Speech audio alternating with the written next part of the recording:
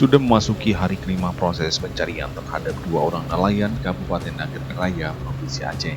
Kapal dihantam angin kencang pada saat pulang melaut di perairan Kuala Tua, Kecamatan Kuala Pesisir, Nagan Raya, Sabtu 3 Oktober 2020.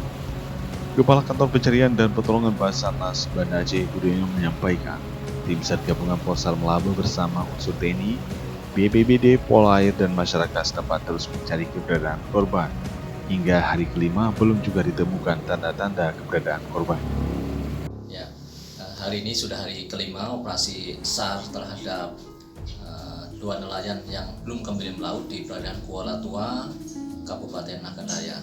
Kami dari Basarnas dan tim SAR gabungan yang terdiri dari TNI Polri, BPBD, Satgas, dan Masyarakat Nelayan sedang berupaya untuk melakukan pencarian terhadap korban tersebut.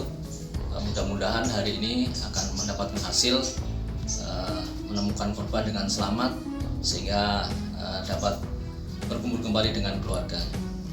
Awal kejadian bahwa korban tersebut mencari ikan menggunakan bot bersama teman-temannya, namun saat itu angin kencang dan badai datang sehingga mereka terpisah dengan rombongan temannya.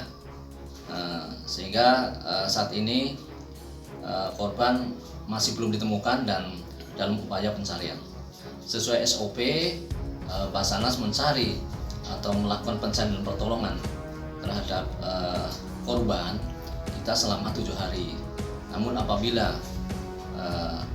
setelah 7 hari ada tanda-tanda korban ditemukan ataupun ada permintaan yang sifatnya memang menemukan indikasi ditemukan korban, maka kita operasi SAR bisa dibuka kembali.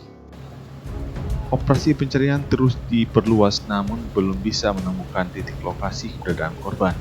Sebagaimana berita sebelumnya, melaut mencari ikan dengan 2 unit bot pada saat dalam perjalanan pulang dihantam angin kencang, terpisah dengan 2 bot lainnya.